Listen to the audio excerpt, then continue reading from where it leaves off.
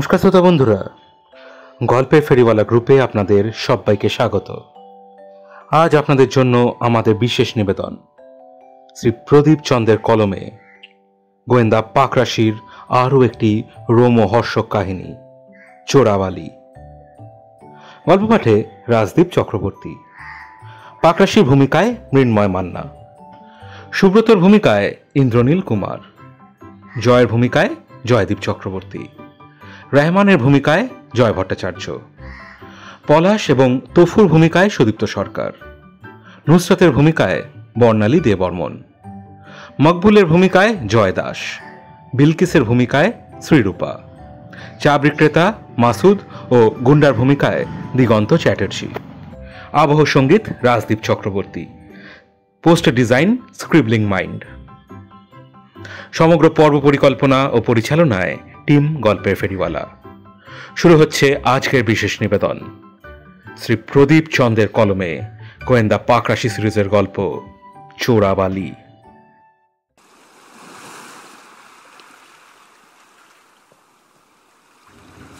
ভোর 5টার কিছু আগে পাকরাশি ঘুম ভেঙে গেল। ঘরের ভেতর তখনও অন্ধকার। সদ্য ঘুম ভাঙা অবস্থায় বাইরে থেকে সমুদ্রের গর্জন কানে আসতে চমকে গেল সে।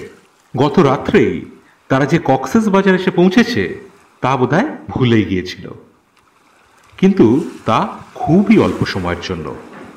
2 সেকেন্ডের মধ্যেই আবার মেমোরি কার্ড অ্যাক্টিভ হয়ে গেল।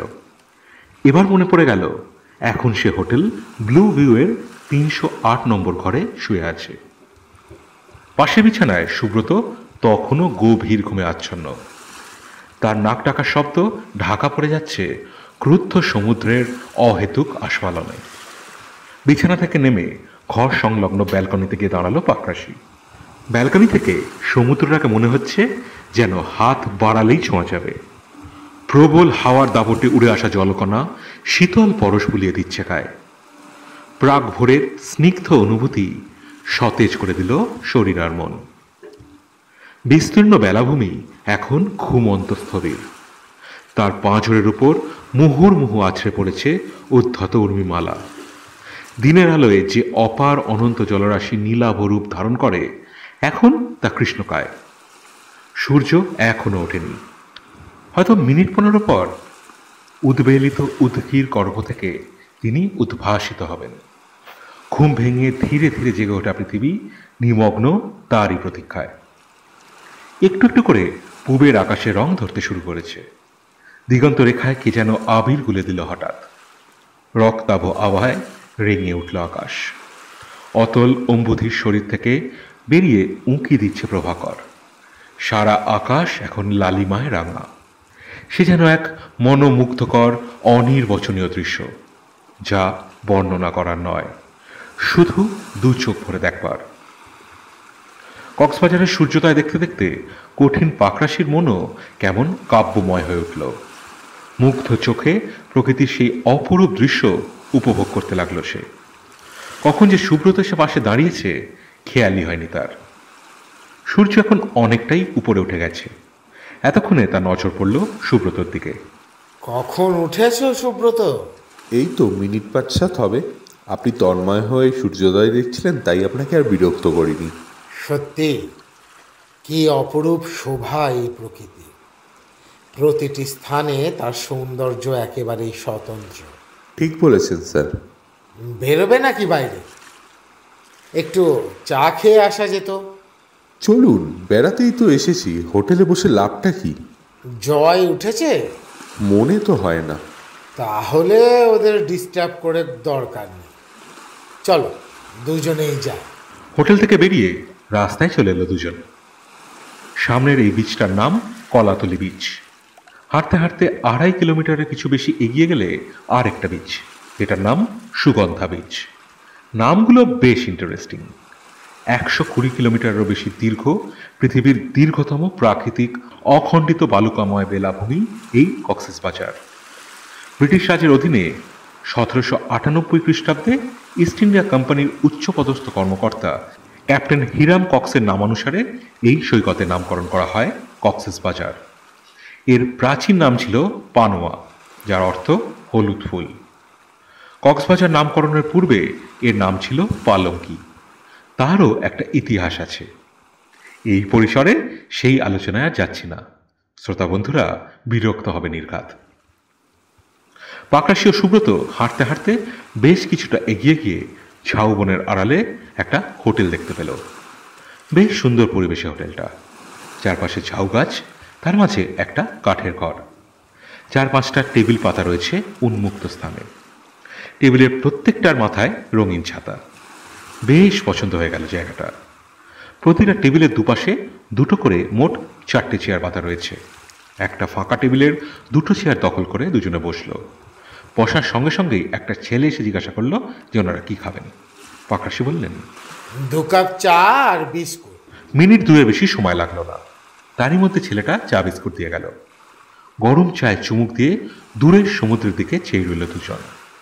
একদম ভোরে প্রায় নির্জন ছিল সৈকত। এখন ধীরে ধীরে লোক বাড়ছে। অনেক স্বাস্থ্যান্বেষী একটু দৌড়ে নিচ্ছেন সমুদ্রের ধার ঘেঁষে, আবার কেউ কেউ জগিং করতে ব্যস্ত।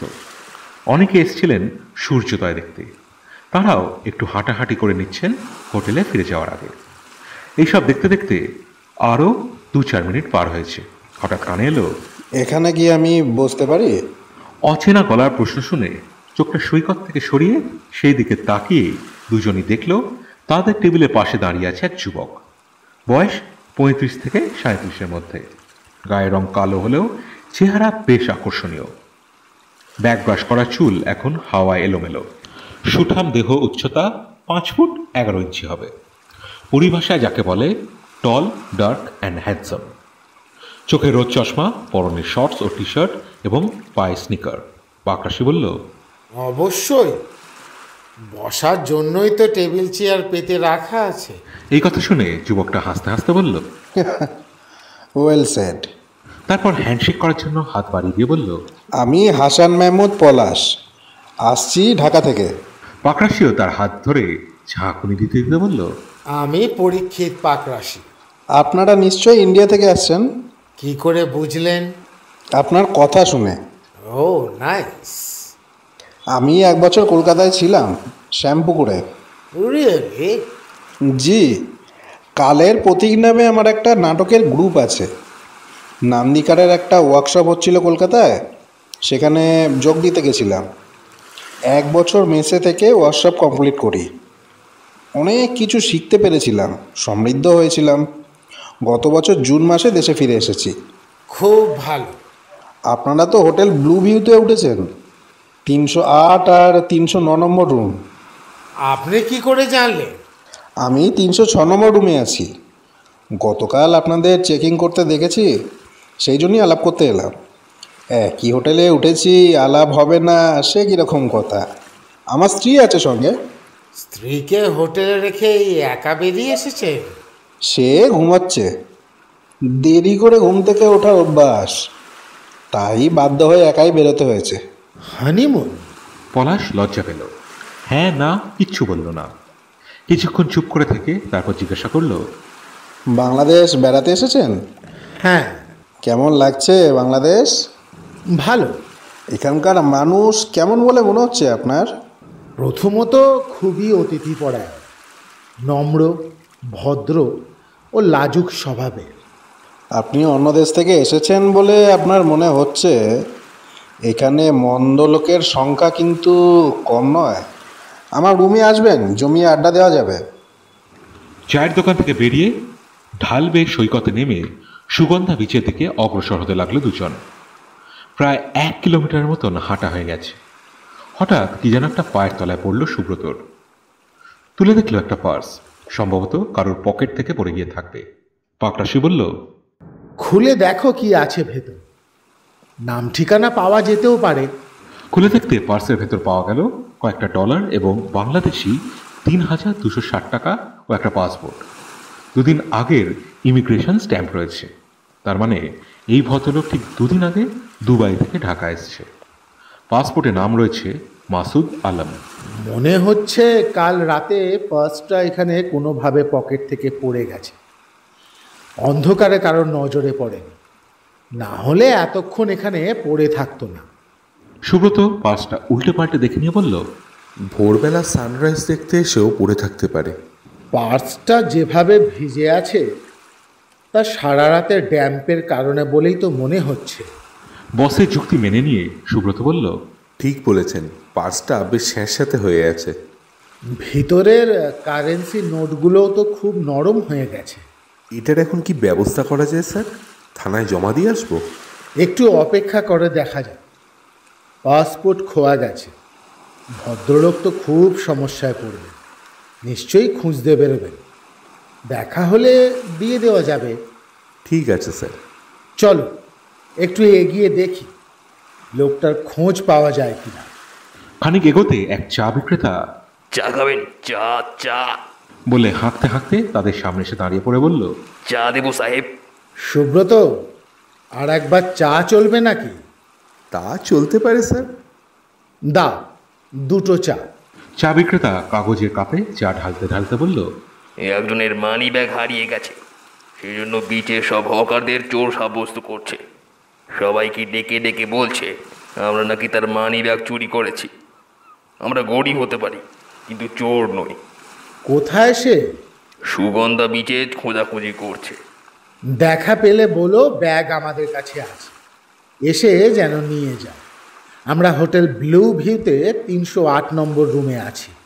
ঠিক আছে সাহেব, দেখা হলে বলবো। এরপর পাকরাশি ও সুব্রত হোটেলের দিকে পা বাড়ালো। হোটেলে ঢুকে রিসেপশনের ঘড়ির দিকে তাকাতে দেখল 7:30 বেজে গেছে। 309 দরজা তখনও বন্ধ। ভেতর থেকে কোনো আওয়াজও শোনা যাচ্ছে না। অনুমান করা যায় জয়রা এখনো ওঠেনি। গতকাল রাত 2টোর সময় তারা চেক ইন করেছে। শুতে শুতে রাত 3টে বেজে গেছে, সেটাই এখন পুষিয়ে নিচ্ছে। 8:30 নাগাদ ইন্টারকমে 308 নম্বর রুমে ফোন এলো। রিসেপশন থেকে জানানো হলো একজন মানুষ অপেক্ষা করছে তাদের সঙ্গে দেখা করবার জন্য। অপেক্ষারত মানুষটা যে মাসুদ আলম তা অনুমান করে পাকরাশি ও সুব্রত দুজনেই নিচে নেমে গেল। একজন ভদ্রলোক, বয়স 45-এর কম হবে না, গায়ের রং কালো, উচ্চতায় খাটো, মোটা নাক, পুরু ঠোঁট, সামনের ওপরের পাটির দাঁতগুলো উঁচু, ঠোঁট ছাপিয়ে বেরিয়ে বাইরে চলে এসছে। মাথার চুল ও দাড়িতে মেহেন্দি করা, পরনে সাদা পাজামা ও ঢোলা পাঞ্জাবি। দাঁত দেখে মনে হচ্ছে অতিরিক্ত পান খান। চেহারা একরকম কদাকারি বলা যায়। রিসেপশনের কাউন্টারের সামনে দাঁড়িয়ে আছে। এই কি তাহলে মাসুদ আলম? চলুন কাছে গিয়ে দেখি। পাকরাশি ও সুব্রত রিসেপশন কাউন্টারের সামনে দাঁড়িয়ে থাকা লোকটার কাছে গিয়ে পৌঁছতে তিনি বললেন, 308 নম্বর রুম? লোকটার কথায় পাকরাশির হাসি পেল। মৃদু হেসে সে বলল, 308 নম্বর রুম নয়, আমরা 308 নম্বর রুমের আবাসিক। সরি। It's okay. কে আপনি? নিজের পরিচয় দিন। আমি মাসুদ আলম। আমার মানি ব্যাগটা হারিয়ে গেছে, শুনলাম আপনারা সেটা পাইছেন। সকাল থেকে ভীষণ টেনশানে আছিলাম। শুধু টাকা থাকলে অত টেনশন হইতো না, আমার পাসপোর্টটাও ব্যাগের ভিতরে আছিল। আর কি কি ছিল ওই ব্যাগে সেটা বলুন। আমেরিকান $100 4খানা নোট ও কিছু বাংলাদেশি টাকা। কোন হোটেলে আছেন আপনি? সুগন্ধা বিচের কাছে হোটেলটা কক্সে। দামি হোটেল? ওই কিছুটা। বেশ, আপনি এক কাজ করুন, একটি কাগজে একটা ডিক্লারেশন লিখে দিন যে আপনি আপনার হারিয়ে যাওয়া পার্স, ডলার, টাকা ও পাসপোর্ট যথাযথভাবে ফেরত পেলেন। সমস্যা নাই, লিখা দিচ্ছি। বলে লোকটা রিসেপশন থেকে কাগজ ও কলম চেয়ে নিয়ে একটা ঘোষণাপত্র লিখে পাকরাশির হাতে দিলেন। পাকরাশিও তার ব্যাগ তার হাতে তুলে দিয়ে বললেন, সব কিছু ঠিকঠাক আছে কি না খুলে দেখেন। ব্যাগ খুলে দেখে লোকটা বলল, জি স্যার, সব কিছু ঠিকঠাক আছে। খুব উপকার করলেন আপনারা, অনেক ধন্যবাদ আপনাকে দুইজনের। 4তলায় ফিরে এসে পাকরাশিরা দেখল 309 নম্বর ঘরের দরজা সামান্য ফাঁক হয়ে গেছে। জয় উঠেছে তাহলে। দরজা একটু ঠেলা দিতেই খুলে গেল। ভেতর থেকে জয়ের গলা শোনা গেল, কে? পুরি? এতক্ষণে ঘুম ভাঙলো তাহলে? ভেতরে আয়। জয়ের কথা শুনে মনে হলো সে দাঁত ব্রাশ করছে। পাকরাশি ও সুব্রত ভেতরে গেল। ব্রাশ করতে করতে জয় জিজ্ঞাসা করলো, তোরা কখন উঠেছিস? সূর্য ওঠার আগে। রুম থেকে সানরাইজ দেখে বিচে গিয়ে চা খেলাম, তারপর তারপর সকাল থেকে এ পর্যন্ত যা যা ঘটনা ঘটেছে পাকরাশি সবিস্তারে বন্ধুকে বলল। সব শুনে জয় বলল, কি আশ্চর্য, এত কিছু ঘটে গেল আর আমি ঘুমিয়ে থেকে সব মিস করলাম। আফসোস। নুসরত ওঠেনি? জি, ও আমার আগেই উঠেছে, ওয়াশরুমে গেছে। আর মামনিরা? এখনো ঘুমোচ্ছে। জয়ের মুখ ধোয়া হতে হতে নুসরাত ওয়াশরুম থেকে বেরিয়ে এসে বলল, দাদা, আমি ভেতর থেকে আপনাদের সব কথাই শুনতে পেয়েছি। আপনারা সানরাইজ দেখলেন আর আমরা অলসের মতো ঘুমিয়ে থেকে সবটা মিস করলাম। ইস, খুব রাগ হচ্ছে নিজের ওপর। তাতে কি হয়েছে? আরে আগামীকালও তো সূর্য উঠবে নাকি? কে বলতে পারে ওয়েদারের কথা? আজ তো একেবারে আকাশটা পরিষ্কার ছিল। চিন্তা করো না, আগামীকালও পরিষ্কারই থাকবে। আপনার কথা যেন সত্যি হয় দাদা। মুখ ধোয়া সম্পূর্ণ করে জয় বলল, তোরা ব্রেকফাস্ট করেছিস? তোরা ঘুমিয়ে আছিস আর আমরা ব্রেকফাস্ট করে নেব? ভাবলি কি করে? চল তাহলে ব্রেকফাস্ট করে আসা যাক। ওদের জন্য নয় পার্সেল করে নিয়ে আসবো। বেশ, চল তাহলে। হোটেল থেকে বেরিয়ে তিনজন হাঁটতে হাঁটতে ঝাউবনের ভেতর সেই হোটেলটার দিকেই রওনা দিল। এখন বেশ ভিড় জমে গেছে সেখানে, টেবিল প্রায় সবগুলোই ভর্তি। অনেকেই চলে এসছে তখন ব্রেকফাস্ট করতে। খাবারের স্বাদ ও মান নিশ্চয়ই ভালো, ভিড় দেখে তেমনটাই মনে হচ্ছে। তবে সবচেয়ে আকর্ষণীয় এর অবস্থান। চারপাশে ঝাউ গাছ, সামনে কিছুটা দূরে বিস্তীর্ণ বেলাভূমি ও তারপরে আদি অনন্ত বিস্তৃত সমুদ্র ও আকাশ মিলেমিশে একাকার। এমন নৈসর্গিক সৌন্দর্যের মাঝে বসে খাওয়ায় এক আলাদা অনুভূতি। একটা টেবিল খালি হতেই তারা তিনজন বসে পড়ল। খাওয়া প্রায় শেষ হয়ে এসছে, হঠাৎ দূরে পাকরাশি নজর পড়ল সুগন্ধা বিচের দিক থেকে একজন দ্রুত পায়ে সৈকত ধরে এই দিকে হেঁটে আসছে। আরও কিছুটা এগিয়ে আসতে লোকটাকে খুব চেনা মনে হলো। এবার মনে পড়ে গেল পাকরাশির। সে বলে উঠল, সুব্রত, দেখো তো, ওটা মকবুল না? কোন মকবুল স্যার? আমাদের মেসের মালিকের ছেলে। কোথায় স্যার? পাকরাশি তর্জনী দিয়ে লোকটার দিকে দেখাতে সুব্রত সেদিকে তাকিয়ে বলল, হ্যাঁ স্যার, মকবুল বলেই তো মনে হচ্ছে। এখানে কি করছে ও? ডাকো তো। সুব্রত চিৎকার করে ডাকল, ও মকবুলদা, মকবুলদা। সমুদ্রের গর্জনে সুব্রতর ডাক মকবুলের কান পর্যন্ত পৌঁছল না। সে এবার উঠে দাঁড়িয়ে গলার স্বর সর্বোচ্চ স্তরে তুলে চিৎকার করে উঠল, এই মকবুলদা।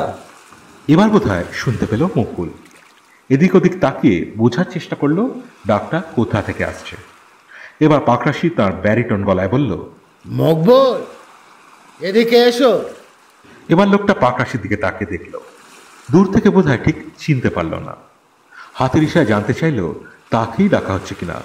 পাকরাশি বলল, হ্যাঁ, এদিকে, এদিকেই এসো। পাকরাশি যাদবপুরে যে মেসে থাকতো সেটা ছিলই মকবুলের বাবার। তখন সে অনেক ছোট, 16-17 বছরের হবে তখন সে। আজ থেকে তাও প্রায় 20 বছর আগের কথা। কোনো দিন ম্যানেজারের শরীর খারাপ থাকলে সে এসে মেসে বসত। পাকরাশি শুনেছিল উত্তর কলকাতায়ও ওদের আরও একটা মেস আছে। সুব্রতর পৈতৃক বাড়ি ছিল বর্ধমানে। যখন সে চাকরিতে জয়েন করে কলকাতায় থাকার জন্য একটা জায়গা খুঁজছিল। পাকরাশি তাকে তখন এই মেসে থাকার বন্দোবস্ত করে দিয়েছিল। সেই সুবাদে মকবুল তারও পরিচিত। হাঁটতে হাঁটতে মকবুল এখন খুব কাছে চলে এসছে। মুখ দেখে মনে হচ্ছে এখন সে পাকরাশি ও সুব্রত দুজনকে চিনতে পেরেছে। হাসি মুখে কাছে এসে বিস্ময় ভরা গলায় এসে বলল, পরিদা আর সুব্রতদা, আপনারা এখানে? আপনাদের দেখে আমি একেবারে অবাক হয়ে গেছি। আপনাদের এখানে দেখতে পাবো তা একেবারে অপ্রত্যাশিত, তাই প্রথমটা চিনতে পারিনি। কাছে এসে তবে চিনতে পারলাম। এক চিটিংবাজকে ধরতে এসেছি। পাকরাশিদের পাশে একটা সিট খালি ছিল। সেখানে মকবুলকে বসতে বলে পাকরাশি তাকে পুরো গল্প সবিস্তার বলতে বলল। মকবুল আসন গ্রহণ করে বলতে শুরু করলো, একজন 2 মাসের মেস ভাড়া বাকি রেখে আর 10,000 টাকা ধার নিয়ে চলে এসেছে। আর 9 মাস হয়ে গেল টাল বাহানা করে চলেছে।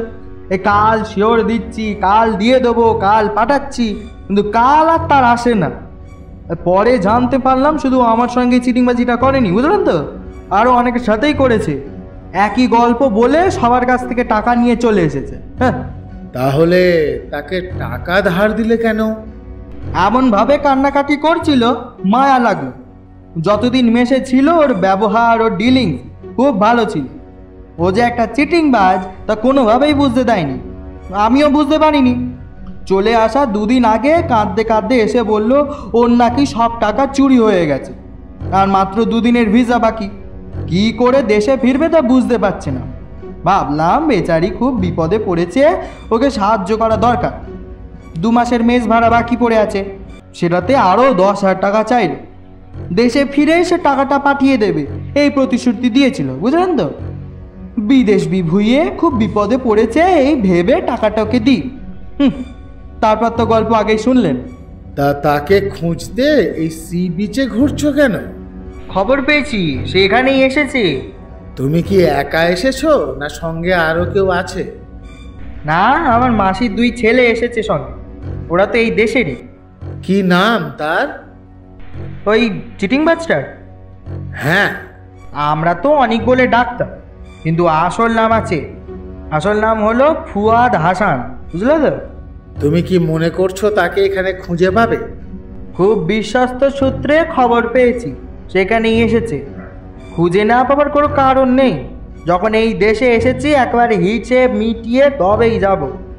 শান্তিপূর্ণভাবে মীমাংসা করে নিও, খারাপ কিছু করতে যেও না কিন্তু, খুব সাবধান। সোজা আঙুলে ঘি উঠলে খুব ভালো, আর না হলে আঙুল ভাঙা করতে হবে। হ্যাঁ আসি দাদা। হ্যাঁ, ওই দিকটা আবার দেখা হয়ে গেছে, এবার এই দিকটা একটু দেখি। হ্যাঁ সুব্রত দাদা, আসলাম গো। মকবুল চলে গেল। সুব্রত বলল, মকবুল এমনিতে খুবই ভালো ছেলে, পরোপকারী ছেলে, কিন্তু রেগে গেলে ভয়ানক ফেরোসাস। হ্যাঁ, সেটাই তো ভয়, মাথা গরম করে খারাপ কিছু না করে বসে। জয় এতক্ষণ চুপ করে বসে সব কথা শুনছিল। এবার সে বলল, আমি যে পুলিশ সেটা ওই ভদ্রলোক জানতো না বলেই এত কথা বলে গেল। সেই জন্যই তো আমি তোর পুলিশ পরিচয়টা দিই। জয় কিছুটা রসিকতার ছলে বলল, অবশ্য আমি কিছু শুনতে পাইনি। পুলিশকে কখনো কখনো অন্ধ ও বয়রা হয়ে থাকতে হয় যদি নিজেকে নিরাপদ রাখতে হয় এবং সুখ ভোগ করতে হয়। দুজনের মধ্যে সংঘাত সৃষ্টি হতে পারে ভেবে সুব্রত প্রসঙ্গ পাল্টে বলল, আমাদের তো খাওয়া হয়ে গেল, কিন্তু বাকিদের যে সেটা হয়নি সেটা আমাদের খেয়াল রাখতে হবে না? একেবারেই ঠিক কথা। জয়, চল এবার পার্সেল নিয়ে ফিরে যায়। ঠিক বলেছিস, বেশ দেরি হয়ে গেছে, এবার ফেরা যাক। পার্সেল প্যাক করাই ছিল। বলার সঙ্গে সঙ্গে দিয়ে গেল কর্মচারী ছেলেটি। দাম মিটিয়ে দিয়ে পার্সেল নিয়ে তারা হোটেলে ফিরে গেল। বেলা 11:30টায় জয় ও নুসরাত মেয়েদের নিয়ে সমুদ্র স্নান যাওয়ার জন্য তৈরি। 308 নম্বর রুমে এসে বলল, পরি, আমরা সমুদ্রে গোসল করতে যাচ্ছি, তোরা এখনো তৈরি হস নাই, যাবি না? না রে, আমার ওসব পোষায় না, তোরা যা, স্নান করে আয়, বাচ্চারাও মজা পাবে। তবে সাবধানে, মেয়েদের হাত ছাড়বি না এক মুহূর্তের জন্য। এরপর সুব্রতর উদ্দেশ্যে বলল, তুমি যাবে নাকি ওদের সঙ্গে? মাথা খারাপ, জলে আমার ভয়ানক ভয়, আমি কোনোদিনও সমুদ্রে নামিনি না। অগত্যা জয় বউ মেয়েদের নিয়ে সমুদ্রের দিকে চলে গেল। পাকরাশি সিগারেট ধরিয়ে সুব্রতকে বলল, দাবার বোর্ড পাতো সুব্রত, এক হাত হয়ে যা। সেই ভালো, সময়টা কাটবে ভালো। এই সময় দরজা কি যেন টোকা দিল। কি হলো, জয় ফিরে এলো নাকি? সুব্রত দেরি না করে দরজা খুলল। দেখল পলাশ বাইরে দাঁড়িয়ে রয়েছে। এই সময় তাকে কেউই প্রত্যাশা করেনি। সে একা নয়, তার সঙ্গে তার পেছনে দাঁড়িয়ে আছে একটা মেয়ে, বয়স 30-32 হবে, গায়ের রং শ্যামবর্ণ, চোখ টানা টানা, নাক টিকলো, একটা আলগা চটক আছে মুখখানায়, যা নজরেই চোখ টানে। সারা শরীরে যৌবন যেন উপচে পড়েছে। কি ব্যাপার, আপনি এই সময়? সুব্রতর প্রশ্নের উত্তরে পলাশ বলল, রুমে বসে বোর হচ্ছিলাম, তাই আপনাদের সঙ্গে গল্প করতে এলাম। ভিতর থেকে পাকরাশি জিজ্ঞাসা করল, সঙ্গে উনি কে? ও বিলকিস, আমার বউ। আপনি এখন যান, আমরা ঘরে দুজনই পুরুষ। সেখানে বিলকিসকে নিয়ে দরজা বন্ধ করে গল্প করাটা ভালো দেখাবে না। তাছাড়া আমরা এখন দাবা খেলার প্রস্তুতি নিচ্ছি। চা চা ছোলা ভাষায় পাকরাশি বলল। মনক্ষুণ্ণ হলেও সেটা বুঝতে দিল না পলাশ। সে বলল, ঠিক আছে, সমস্যা নেই, আপনাদের বিরক্ত করার জন্যে সরি। ভদ্রতা দেখিয়ে পাকরাশি বলল, না, ঠিক আছে।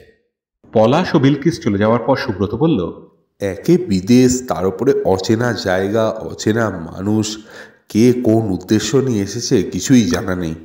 দুজন পুরুষ মানুষের ঘরে নিজের বউকে নিয়ে গল্প করতে আসে কোনাক্কেলে। ওই বিষয়টায় অত গুরুত্ব না দিলেও চলবে সুব্রত। এসো দাবায় মনোযোগ দিই। বিকেল 4টে। জয় পাকরাশিদের ঘরে এসে ঢুকল। সুব্রত তখন ঘুমোচ্ছে, আর পাকরাশি রিসেপশন থেকে নিয়ে আসা একটা ম্যাগাজিনের পাতা উল্টে চলেছে। ঘরে ঢুকে জয় বলল, কি করছিস পরি? চল বাইরে গিয়ে চা খেয়ে আসি। হ্যাঁ, যাওয়া যায়। ভিতর থেকে একটা চা চা শব্দ শোনা যাচ্ছে কিছুক্ষণ ধরে। সুব্রতবাবুকে ডাক তাহলে। বেচারা সবে ঘুমিয়েছে, এখন ডাকলে কিরকম রিয়াক্ট করবে কে জানে। তুই ডাক বড়। রাগ করবে না তো? তা একটু করতে পারে, ক্ষতি নেই, তুই ডাক। জয় সুব্রতকে ডেকে তুলল। ঘুম ভেঙে বিরক্ত মুখে সে বলল, কি হয়েছে, ডাকছেন কেন? আমরা চা খেতে যাচ্ছি, আপনি যাবেন না? একটু পরে গেলে হতো না? 4টে বাজে, চলুন, এসে আবার ঘুমোবেন কোন। কি আর করবে, সুব্রতকে উঠে পড়তে হলো। 5 মিনিটে 3জন তৈরি হয়ে বেরিয়ে পড়লো চা খেতে।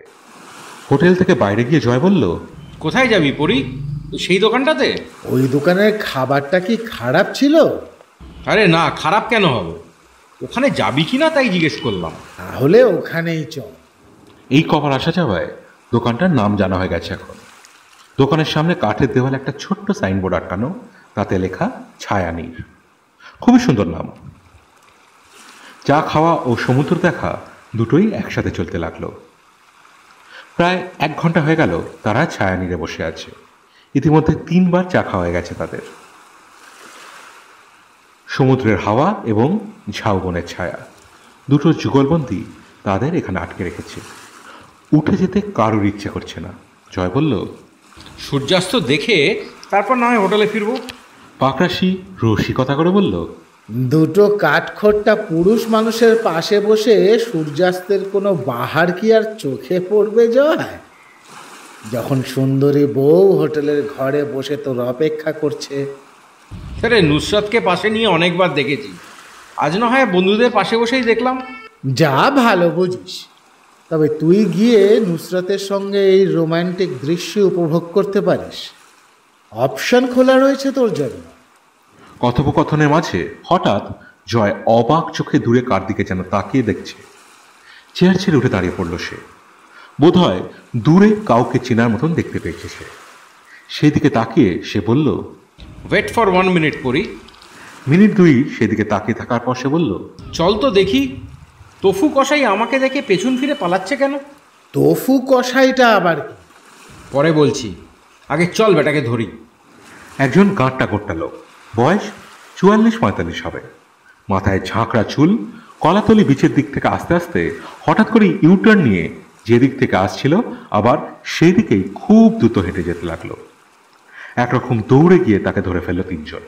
জয় তার হাত ধরে বলল, এই তফু মিয়া, আমাকে দেখে পেছন ফিরে পালাচ্ছিলেন কেন? জয় হাত ধরতেই ভ্যাবাচাকা খেয়ে তফু বলল, কই না তো, আমি আপনারা দেখতেই পাই নাই। একদম মিছা কথা বলবে না, আমি অনেকক্ষণ ধরে তোমায় লক্ষ্য করতেছিলাম। যেই আমাকে দেখলা অমনি পিছন ফিরে হাঁটতে শুরু করলা। এইখানে কি করতেছো তুমি? বেড়াইতে আইছি। একা আসছো নাকি ভাবিরে সঙ্গে নিয়ে আসছো? একাই আইছি। তফু ভাই, আপনি পুলিশের চোখ ফাঁকি দিতে পারবেন না। সত্যি কইরা কন, কেন আসছেন? আইছি এক বাটপারে ধরতে। আমার টিকা 1 লক্ষ টাকা লইয়া পালাইয়া বেড়াইতেছে, কিছুতেই নাগাল পাইতাছি না। শুনছি আলার পুত এইখানে আইছে, ওরে ধরনের লিগাই আইছি। কে সে? কি নাম তার? নাম অনেক কইরাই, জানে সকলে। আসল নাম কি তা জানি না। গুলশানে থাকতো, এখন পলাইয়া কোথায় থাকে এইটা কইতে পারো না। অত টাকা তাকে দিলেন কেন? আমার দোকানে গোস্ত নিত, সেই থেকে পরিচয়। আমি একখান পুরানো ফ্ল্যাট খুঁজতেছিলাম, কম টাকায় যদি পাওয়া যায়। ওই বাটপার জানতে পাইরা আমারে কইল ওর একখান ফ্ল্যাট আছে গুলশানে, বিক্রি করব, খরিদ্দার খুঁজতেছে। আমি ভাড়া বাসায় থাকি, আপনি তো জানেনই, মাসে 8,000 টাকা ভাড়া গুনতে হয়। আমি তারে কইয়াছিলাম আমি নিমু, আমারে ফ্ল্যাট দেখাইলো, আমার পছন্দ হইয়া গেল, 1 লক্ষ টাকা অ্যাডভান্স দিলাম। তারপর ঠিকা আর ওই বাটপাড়ের দেখা নাই। খোঁজ নিয়ে জানলাম ওই ফ্ল্যাট অন্য লোকের। হালার পুত্রে সামনে পাইলে কল্লা নামাইয়া দিব। এই ভুল করেন না তফু মিয়া, আপনি থানায় গিয়া অভিযোগ জানান। থানায় জানাইয়া কিছু হইব না আত্মা সাহেব, থানা প্রমাণ চাইব। আমার কাছে প্রমাণ নাই। আমি বিশ্বাস কইরা মুখের কথায় টাকা দিছিলাম, ওইখানেই ভুল কইরা ফেলাইছি। ওরে শাস্তি আমি নিজের হাতে দিব। মাথা গরম কইরেন না তফু মিয়া, হিতে বিপরীত হইব। জয়ের কথা তফুর মনোপুত হলো না, অবশ্য না হওয়ারই কথা, তাই সে যেন পালাতে পারলেই বাঁচে। আইসা এখন আসি আক্তার সাহেব বলে দ্রুত পায়ে সে এগিয়ে গেল সুগন্ধা বিচের দিকে। তফু চলে যাওয়ার পর জয় বলল, ওর আসল নাম তোফাজেল, সবাই ওকে তফু কসাই নামেই চিনে। অল্প বয়সে একটা মার্ডার করে জেলে গেছিল, 14 বছর সাজা খেটে বছর 10 হলো মুক্তি পেয়েছে। তারপর মাংসের দোকান দেয়, বিয়েও করেছে, ছেলে মেয়েও আছে। আর কোনো রিপোর্ট নাই ওর নামে, পুরোপুরি সংসারী হয়ে গেছে। ওর দোকানের মাংসের কোয়ালিটি খুব ভালো, তাই বিক্রিও প্রচুর। আমার মাংসের দরকার পড়লে ওকেই বলি, বাড়িতে এসে দিয়ে যায়। এমনিতে খুব ভালো মানুষ, কিন্তু রেগে গেলে ও আর মানুষ থাকে না, কি অঘটন ঘটিয়ে ফেলবে কে জানে। এরপর তিনজন হোটেলের দিকে পা বাড়ালো। সূর্যাস্ত দেখার কথা তখন আর তাদের মাথায় নেই। পরন্ত সূর্যের রক্তিম আভায় সমুদ্রের জল তখন লাল, সারা সৈকত জুড়ে তারই প্রতিফলন। সমগ্র পরিবেশে এবং সকলের অবয়বে এক মায়াবী আলোর ছোঁয়া। প্রকৃতির এই মায়াময় রূপ সৌন্দর্য পিপাসুদের বিমোহিত করে রাখে চিরকাল। একেবারে সমুদ্রের গা ঘেঁষে হেঁটে চলেছে তিনজন। একের পর এক ঢেউ আছড়ে পড়ে তাদের পা ভিজিয়ে দিচ্ছে, আবার ফিরে যাচ্ছে। পাকরাশির মুখে কোনো কথা নেই। কেন যেন তার মনে হচ্ছে কিছু একটা অঘটন ঘটতে চলেছে এই সৈকত শহরে। চোরাবালির আভাস স্পষ্ট হচ্ছে।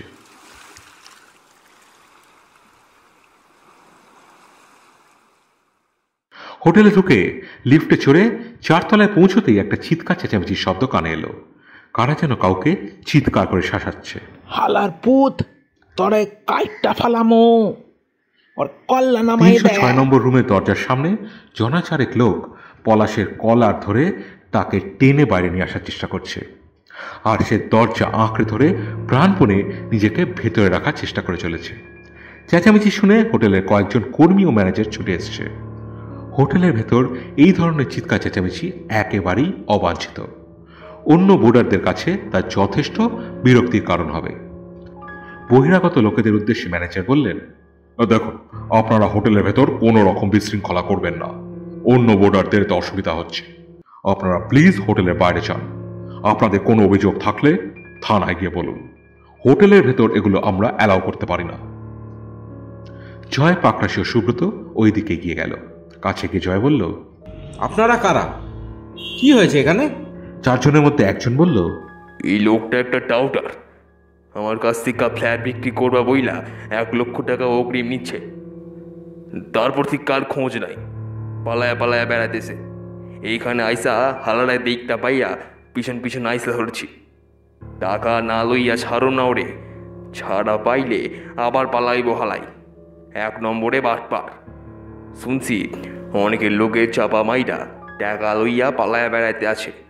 বুঝতে পারছি আপনাদের সমস্যা, কিন্তু এটা তো একটা হোটেল, এখানে চেঁচামেচি করা যায় না। আপনারা একটা কাজ করুন, স্থানীয় থানায় গিয়ে অভিযোগ জানান। আমরা শুধু ওরে নিয়ে যাইতে চাই। জোর করে ওভাবে তো নিয়ে যেতে পারবেন না, আইন নিজের হাতে নেওয়া যায় কি? আপনারা থানায় যান।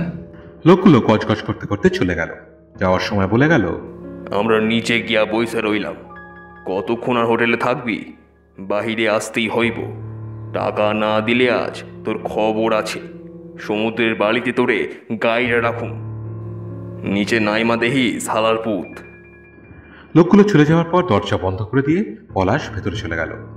ভেতর থেকে কান্নার আওয়াজ শোনা গেল। বিলকিস কাঁদছে আর বলছে, তুমি একটা চিটার, তোমার তোমার লজ্জা করতেছে না? এইভাবে অপমান কইরা গেল লোকগুলা, মানুষের সঙ্গে বাটপারি কইরা ফুটানি দেখাও। আয় আয় আয়, এর চাইতে ভিক্ষা কইরা খাইলেও সম্মান থাকতো। আমি কালই চইলা যাবো এখান থেকে। সন্ধ্যা পার হয়ে গেছে। করিডোরে ও সব রুমে আলো জ্বলে উঠেছে। অপরের ঘরের দাম্পত্য কলহ আড়ি পেতে শোনা গর্হিত কাজ। জয়, পাকরাশি ও সুব্রত নিজেদের ঘরে চলে গেল। মিনিট 5-7 পর ঘরের ভেতর থেকে পাকরাশিরা করিডোরে ম্যানেজারের গলা শুনতে পেল। বেশ উচ্চ স্বরে কমান্ডিং টোনে তিনি বলছেন, আপনি এক্ষুনি এই রুম খালি করে দিন, আপনাকে আমরা আর এখানে রাখতে পারবো না, আমাদের হোটেলে বদনাম হচ্ছে। এরপর বিলকিসের গলা শোনা গেল, সে বলছে, রাত্রির হয়ে গেছে, এখন কোথায় যাবো ম্যানেজার সাহেব? আজকে রাতটুকু দয়া করে থাকতে দেন, কাল সকালেই কোথাও চলে যাবো। ভাবি, শুধু আপনার কথায় আজকে রাতটা এখানে থাকতে দিচ্ছি, কাল সকালেই হোটেল ছেড়ে দিতে হবে, এই বলে রাখলাম। পরের দিন ভোর 5টা পাকরাশি যথারীতি ঘুম থেকে উঠে পড়েছে। প্রতিদিনের মতন সুব্রত তখনও গভীর নিদ্রায় মগ্ন। পাশের ঘরেও কোনো সারা শব্দ নেই, থাকার কথাও নয়। বেড়াতে আসা মানে প্রতিদিনের সাংসারিক ব্যস্ততা থেকে কদিনের বিশ্রাম পাওয়া, সেটাকে ছুটি উপভোগ করতে সকলেই চাইবে। পাকরাশি জানলা দিয়ে বাইরের দিকে তাকালো। সমুদ্রের ধারে তখনও আবছা অন্ধকার। সূর্য উঠতে বেশ কিছুটা দেরি রয়েছে। ঢেউয়ের গর্জন ছাড়া আর কিছুই কানে আসছে না। কিছুটা সময় পার হওয়ার পর হঠাৎ পাকরাশি শুনতে পেল কে যেন দরজায় বেশ জোরে জোরে ধাক্কা দিচ্ছে। ঘড়ির দিকে তাকিয়ে দেখলো 5:20 বেজেছে। ভাবলো এত সকালে আবার কে দরজায় ধাক্কা দেবে। রুম সার্ভিস আসতে এখনো অনেক দেরি, 6:30 না বাজলে তারা কেউ আসে না। তবে কে ধাক্কা দিচ্ছে? গলার স্বর উচ্চ গ্রামে তুলে পাকরাশি বলল, কে? বাইরে থেকে মহিলা কণ্ঠের আওয়াজ শোনা গেল, ভাইয়া, ও ভাইয়া, একটু দরজাটা খোলেন না ভাইয়া, খুব বিপদে পড়ে আপনারে ডাকতেছি ভাইয়া, খোলেন না। কি হয়েছে? আগে দরজা তো খোলেন, কইতাছি। দাঁড়ান, আসছে। চেঁচামেচিতে সুব্রতর ঘুম ভেঙে গেছে। ধর্মর করে বিছানায় উঠে সে বলল, কি হয়েছে স্যার? কে যেন দরজায় ধাক্কা দিচ্ছে। দরজা খুলে দেখবো নাকি স্যার? আমি দেখছি। পাকরাশি উঠে গিয়ে দরজা খুলে দেখল বাইরে বিলকিস দাঁড়িয়ে আছে। তার চোখে জল, মুখে চিন্তা ও উদ্বেগের ছাপ স্পষ্ট। পাকরাশি জিজ্ঞাসা করল, কি হয়েছে? কাল সারা রাত উনি হোটেলে আসেন নাই, সকাল হইয়া গেল তাও তার দেখা নাই। ফোন করলে সুইচ অফ পাইতাছি, খুব চিন্তা হইতাছে, কি করব বুঝতে পারতেছি না। সে কি, কাল কখন বাইরে বেরিয়েছিল? প্রতিদিন রাত 9টায় ডিনার খাইয়া আধা ঘন্টা সমুদ্রের ধারে হাঁটতে যায়। এটা তার রোজের অভ্যাস, না হইলে নাকি ঘুম আসে না। 10টার আগে অবশ্য ফিরে আসে।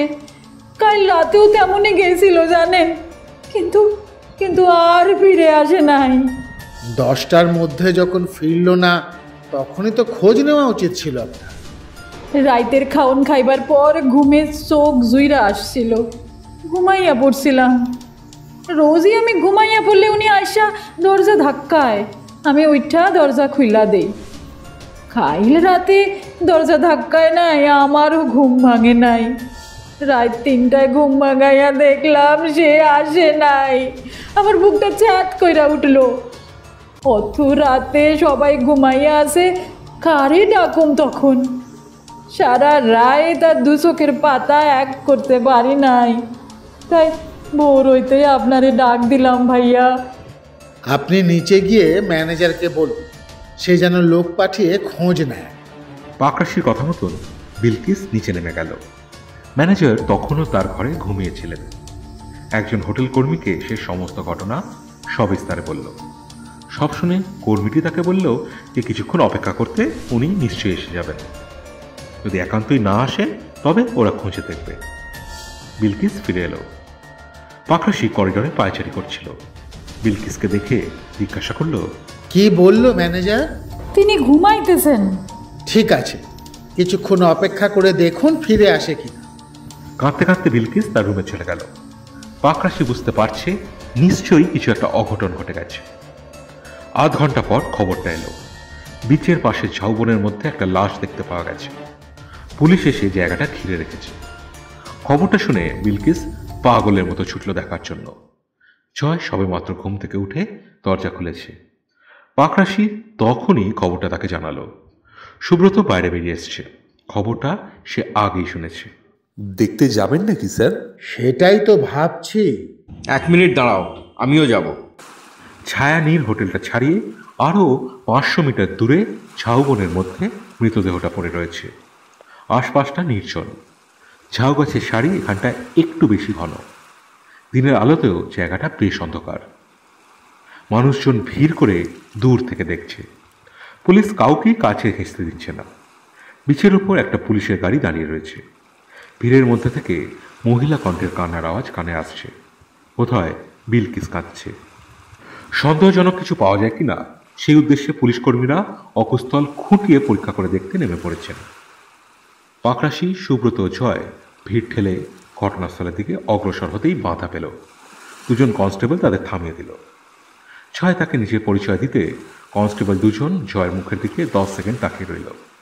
সম্ভবত ভাবছিল ডিবি অফিসার এত তাড়াতাড়ি এখানে এসে পৌঁছলেন কীভাবে।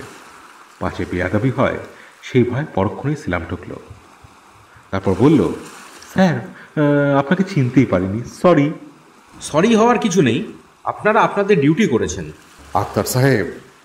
নাম ধরে ডাক শুনে জয় অবাক হয়ে তাকিয়ে দেখল সাব ইন্সপেক্টর মাহফুজুর রহমান ঝাউবনের আড়াল থেকে ডাকছেন। সেদিকে তাকিয়ে জয় বলল, মাহফুজুর সাহেব, আপনি? ইনভেস্টিগেশনের দায়িত্ব তাহলে আপনার ওপরই পড়েছে। জয় ও মাহফুজুর রহমান একসময় একই থানায় পোস্টিং ছিল। সেই থেকেই 2জনের মধ্যে পরিচয়। জি স্যার। কিন্তু আপনি এখানে বেড়াতে আসছেন নিশ্চয়? জি, ইন্ডিয়া থেকে আমার 2জন বন্ধু এসেছেন, তাদের নিয়েই বেড়াতে আসছি। এইখানে আসেন। I am so lucky that you are here this time. Pakrashi ও সুব্রতকে সঙ্গে নিয়ে জয় এগিয়ে গেল ঘটনাস্থলের একেবারে কাছে। এসআই মাহফুজুর রহমান এগিয়ে গিয়ে তাদের স্বাগত জানালো। জয় বলল, meet my friend Parikshit Pakrashi, the renowned detective from India, and here is his assistant mister Subrata Raha. এই কথা শুনে এসআই রহমান উচ্ছ্বাসে যেন ফেটে পড়লেন। উচ্ছ্বসিত কণ্ঠে তিনি বললেন, উফ, কি সৌভাগ্য আমার, আপনাদের মতো মানুষের দেখা পাইলাম। এই স্মৃতি আমি সারা জীবন ভুলতে পারবো না। বলছি, আপনারা কি আমাকে কেসটায় সাহায্য করতে পারবেন sir? If you allow us to do so. Allow কি বলছেন স্যার? আপনারা যদি অনুগ্রহ করে এই কেসটা তদন্ত করেন তাহলে আমি নিজেকে ধন্য মনে করব। কত কিছু শিখতে পারবো আপনাদের থেকে। Please please sir. Okay, let's start investigation. Thank you sir. 3জন এবার মৃতদেহটার দিকে নজর দিল। হাঁটু গেড়ে বসে ঝুঁকে পড়ে দেখতেই লোকটাকে চিনতে পারা গেল। তাদের হোটেলের 306 নম্বর রুমের বোর্ডার পলাশ। মাথা থেকে মুখ রক্তে ভিজে গিয়েছিল, এখন যে শুকিয়ে কালো হয়ে আছে। মাথা ও কপালের ডান দিকটা ফেটে হাঁ হয়ে আছে। সারা রাত ওইখানে পড়ে থাকায় সারা শরীরে বালি ছড়িয়ে রয়েছে। পাকরাশি বলল, হত্যার ধরন দেখে তো বোঝা যাচ্ছে যে ভিকটিমের ওপর খুনির মনে প্রচণ্ড ক্রোধ আর ঘৃণা জমেছিল। সেটারই বহিঃপ্রকাশ ঘটেছে খুন করার সময়। কোনো ভারী কিছু দিয়ে মাথার ডান দিকে উপর্যুপরি আঘাত করা হয়েছে, একেবারে থেঁতলে গেছে মাথার ওই দিকটা। এরপর এসআই রহমানের উদ্দেশ্যে পাকরাশি বলল, মিস্টার রহমান, আশপাশটা ভালো করে খুঁজে দেখুন কোনো মদের বোতল পাওয়া যায় কিনা। আমার অনুমান মৃত্যুর আগে ভিকটিম অতিরিক্ত মদ্যপান করেছিল, সেই কারণে কোনো রকম রেজিস্ট করতে পারেনি সে। স্যার, একটা প্রশ্ন করতে পারি? শিওর। আপনি কি করে বুঝলেন ভিকটিম কোনো রকম রেজিস্ট করতে পারেনি? রেজিস্ট করলে 2 হাতের যে কোনো একটিতে বা দুটিতেই ক্ষতের চিহ্ন দেখা যেত, কিন্তু ভিকটিমের 2টি হাতের কোনোটিতেই সেরকম কোনো চিহ্ন, এমনকি একটি আঁচড়ের দাগ পর্যন্ত নেই। সম্পূর্ণ বেহুশ অবস্থায় খুনির কাছে সে অসহায় আত্মসমর্পণ করেছে, এটাই আমার অনুমান। 2 হাতের 2টি হাতের চিহ্ন? স্যার, আপনি কি করে বুঝলেন ভিকটিম কোনো রকম রেজিস্ট করতে পারেনি? রেজিস্ট করলে 2 হাতের যে কোনো একটিতে বা দুটিতেই ক্ষতের চিহ্ন দেখা যেত, কিন্তু ভিকটিমের 2টি হাতের কোনোটিতেই সেরকম কোনো চিহ্ন, এমনকি একটি আঁচড়ের দাগ পর্যন্ত নেই। সম্পূর্ণ বেহুশ অবস্থায় খুনির কাছে সে অসহায় আত্মসমর্পণ করেছে, এটাই আমার অনুমান। আমি নিশ্চিত আকণ্ঠ মদ্যপান করার ফলেই এটা হয়েছে। রেহমান কিছুটা খুঁজতেই দুটো মদের বোতল দেখতে পেল। সে দুটো তুলে এনে পাকরাশিকে দেখালো। পাকরাশি বলল, এই দুটো ফরেন্সিকে পাঠিয়ে দেবেন ফিঙ্গারপ্রিন্ট পরীক্ষা করার জন্য। Okay sir. ভিকটিমের পকেটগুলো দেখেছেন? না স্যার। পকেটে কি আছে দেখুন। পাকরাশি নির্দেশে ভিকটিমের পকেট তল্লাশি করে রেহমান একটা মানি ব্যাগ পেল। দেখে মনে হচ্ছে ব্যাগে অনেক টাকা আছে, কিন্তু খুলে দেখা গেল একটা ফুটো কড়িও তাতে নেই। পাকরাশি বলল, খুন করার পর খুনি সব টাকা নিয়ে গেছে। তাহলে কি স্যার টাকার জন্যই খুন করা হয়েছে? It's too early to say. Money bag ছাড়া আর কিছুই পাওয়া গেল না পকেটে। পাকরাশি বলল, তাহলে মোবাইল ফোনটা কোথায় গেল? এরপর সে নিজেই নেমে পড়ল খুঁজতে। মিনিট 3-4 ভালো করে চারদিক খোঁজাখুঁজি করতেই কিছুটা দূরে বালির উপর চুরমার অবস্থায় 2 টুকরো হয়ে পড়ে থাকা মোবাইল ফোনটা দেখতে পেল সে। যথারীতি রেহমানকে সেটা তুলে দিল ফরেন্সিক পরীক্ষার জন্য। মিস্টার রহমান। জি স্যার। যেটা দিয়ে মার্ডার করা হয়েছে সেটা কি খুঁজে পাওয়া গেছে? এখনো পাই নাই স্যার, খোঁজা চলতেছে। হ্যাঁ, ওটা আশেপাশেই কোথাও ছুঁড়ে ফেলে থাকতে পারে, ভালো করে খুঁজে দেখো। জয় ও সুব্রত ইতিমধ্যেই সূত্রের সন্ধানে লেগে পড়েছিল। সকলে মিলে তন্ন তন্ন করে খুঁজে চলল সারা তল্লাট। মিনিট 3-4 গরু খোঁজার পর জয় ও সুব্রত নজরে পড়ল একটা কিছু। উত্তেজিত হয়ে সুব্রত চিৎকার করে ডাকল, স্যার একবার এদিকে আসুন। পাকরাশি ধীর পায়ে এগিয়ে গেল সেদিকে। সুব্রতদের কাছে গিয়ে পৌঁছতে ঝোপের আড়ালে একটা আস্ত থান ইটের দিকে দৃষ্টি আকর্ষণ করে সুব্রত বলল, স্যার ওই ইটটার দিকে একবার তাকিয়ে দেখুন, মনে হচ্ছে রক্তের দাগ লেগে আছে। জয়, রহমানকে ডাক, এসে দেখুক। জয়ের ডাক শুনে রেহমান ছুটতে ছুটতে চলে এলো। পাকরাশিদের 3 জনের কারোর হাতেই গ্লাভস পরা নেই।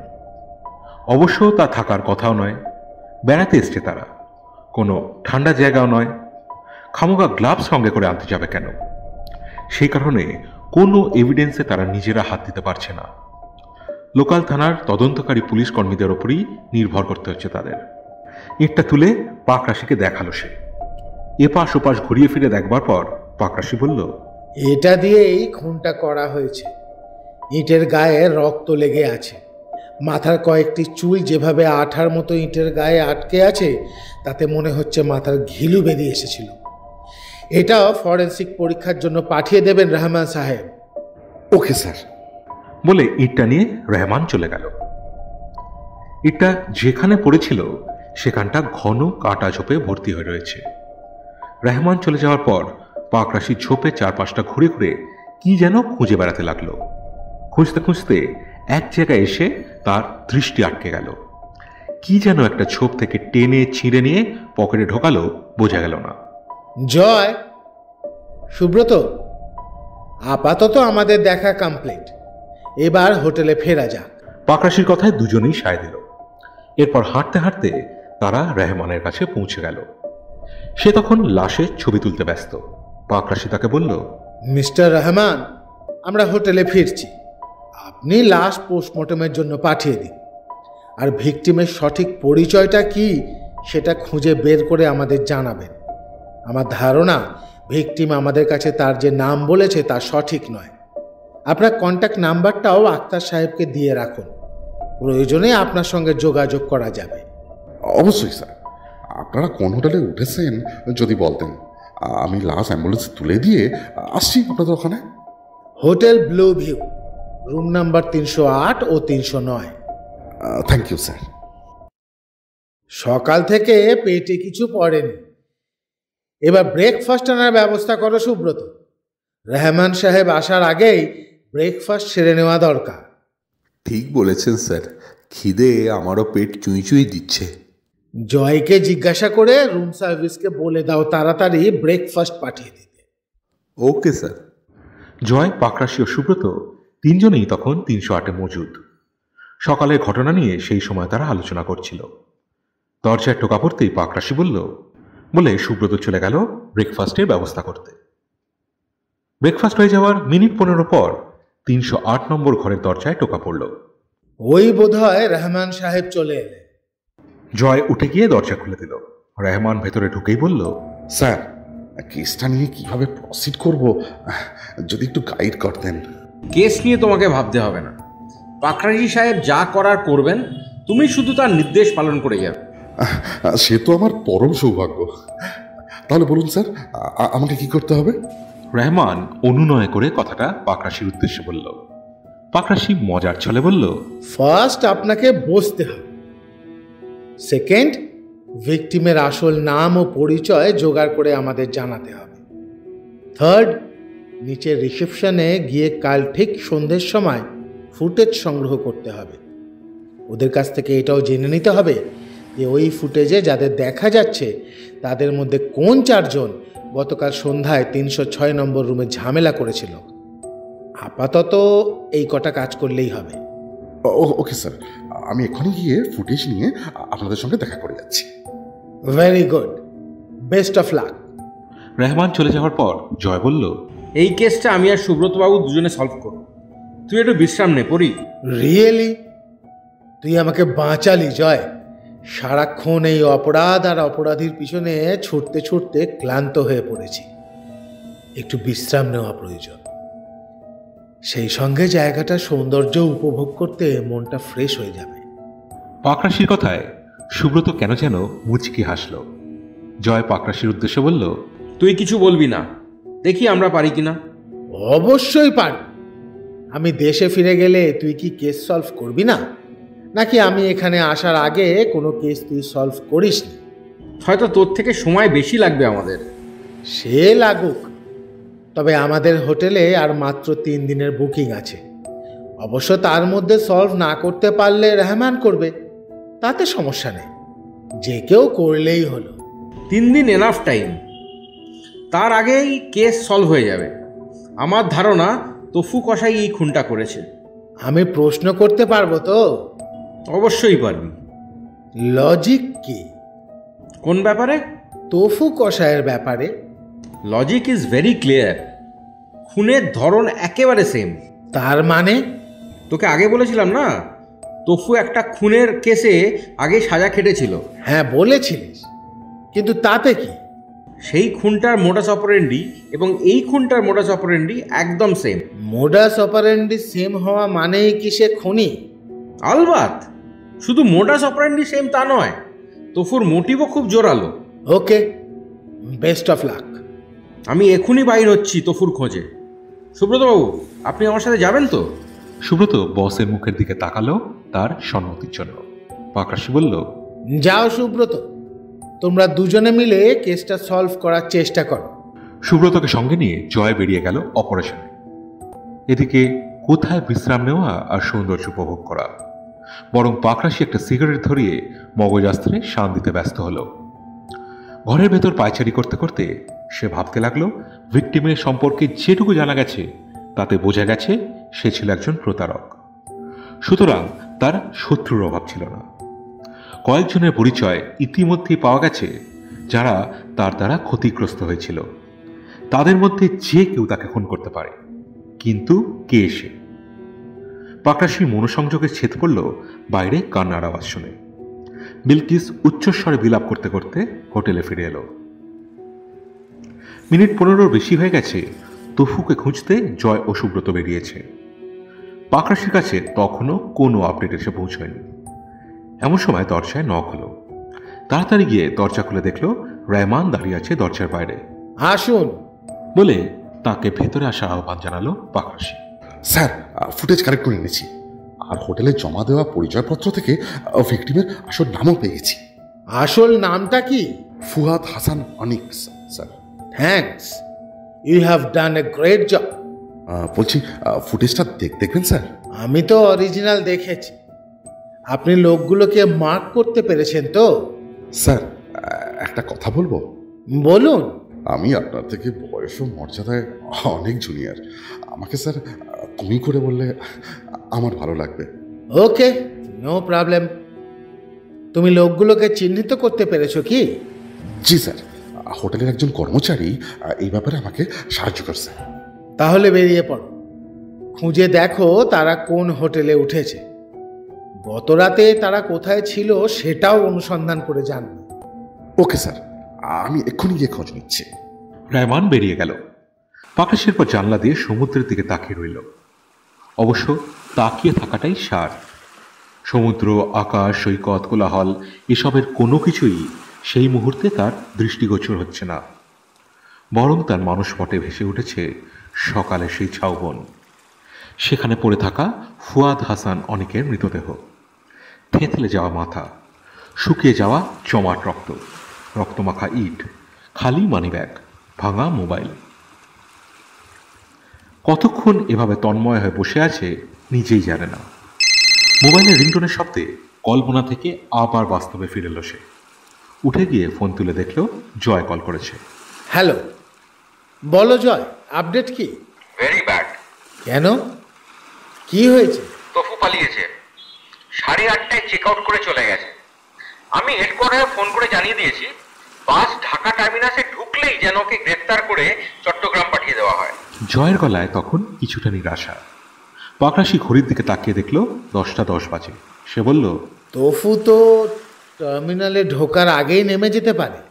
দেখা যাক পালিয়ে যাবে কোথায়, ধরা ওকে পড়তেই হবে। তোরা কি ফিরে আসছিস? জি। ফোন রেখে পাকরাশি বেরিয়ে গেল ঘর থেকে। হোটেলের বাইরের রাস্তা ধরে হাঁটতে লাগলো ছায়ানীরের দিকে। তার মতলবটা যে কি ঠিক বোঝা যাচ্ছে না। চায়ের নেশা উঠেছে নাকি, দেখা যাক কি করে সে। আমরা বরং তাকে অনুসরণ করি।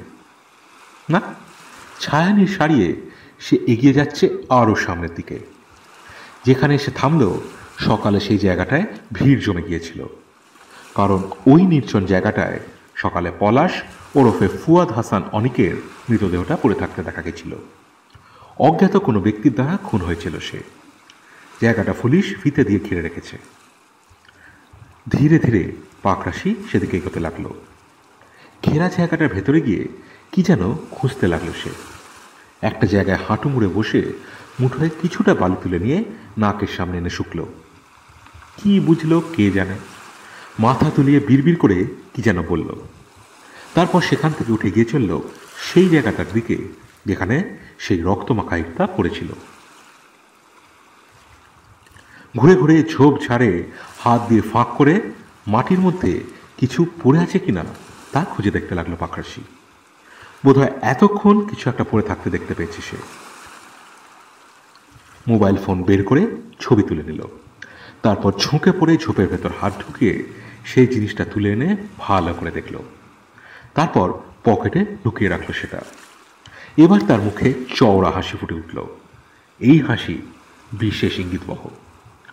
সম্ভবত যা খুঁজছিল তা পেয়ে গেছে সে। ঝাউবন থেকে রাস্তায় নেমে এলো শীষ দিতে দিতে। সোজা দক্ষিণ দিকে তাকালো। সৈকতে তখন ভিড় কিচকিচ করছে। এগিয়ে গেল সমুদ্রের খুব কাছে। পর্যটকদের জলকেলি দেখে হাসি পেল তার। ঢেউয়ের ধাক্কায় চিৎপটাং হয়ে পড়ছে অনেকে, তাতেও তারা দমবার পাত্র নয়। সমুদ্র তট তখন পর্যটকদের উচ্ছ্বাস ও উদ্দীপনায় মুখরিত। পর্দার আড়ালে নিজেকে বন্দি করে রাখা রমণীরাও ছোট প্যান্ট পরে নেমে পড়েছে সমুদ্র স্নানে। এ যেন এক অনিবার্য আকর্ষণ, যা সকল নিয়ম শৃঙ্খলা ভেঙে চুরমার করে দিতে প্ররোচিত করে। এইসব দৃশ্য দেখতে দেখতে সমুদ্রের পাড় ঘেঁষে হাঁটতে লাগলো পাকরাশি। হোটেলে যখন পৌঁছল ঘড়ির দুটো কাঁটা তখন একটি হয়ে গেছে। কি বললাম বুঝতে পেরেছেন? বুঝতে পারেননি? আসলে তখন ঠিক 12টা বাজে। লিফটে চড়ে ওপরে উঠতে উঠতে পাকরাশি ভাবল জয় ও সুব্রত নিশ্চয়ই অনেক আগেই ফিরে এসছে। সে কারণে 3rd ফ্লোরে নেমে 309 নম্বর রুমেই টোকা দিল সে। জয় এসে দরজা খুলে বলল, কোথায় ছিলি এতক্ষণ? নির্লিপ্তভাবে পাকরাশি বলল, বিচে। বিচে? তুই? সমুদ্রে বেড়াতে এসেছি, বিচে ঘুরবো না? সমুদ্র রাগ করবে না? ভিতর থেকে নুসরাত বলল, কে এসেছে? পরি। আরে দাদাকে কি বাহিরে দাঁড় করিয়ে রাখবা? ভেতরে আসতে বলো। আয় ভেতরে আয়, হেডকোয়ার্টারের অর্ডার। হেডকোয়ার্টার থেকে অর্ডার না এলে বুঝি ভিতরে ঢুকতে দিতিস না? আমার ঘাড়ে একটাই মাথা বস, অত সাহস নাই। জয়ের কথায় পাকরাশি হেসে ফেলল। ভেতরে ঢুকে সে জিজ্ঞাসা করল, কি নিয়ে আলোচনা চলছিল এতক্ষণ? ওই 306 নম্বর রুমের ভদ্রলোক খুন হয়েছে শুনলাম। কি আশ্চর্য ব্যাপার বলুন তো, এখানে কদিন বিশ্রাম করতে এসেছি, এইরকম ঘটনার কথা শুনলে কি আর মন ভালো থাকে বলুন দাদা? মন খারাপ করে লাভ নেই নুসরাত, লোকটা মোটেও সুবিধার ছিল না। এতক্ষণ সেই সব নিয়েই তো কথা হচ্ছিল, সবটাই শুনলাম। খুনটা কে করেছে তাও জানলাম। এই বিশেষ গুরুত্বপূর্ণ খবরটা কে দিল তোমাকে? কে আবার? আপনার বন্ধু?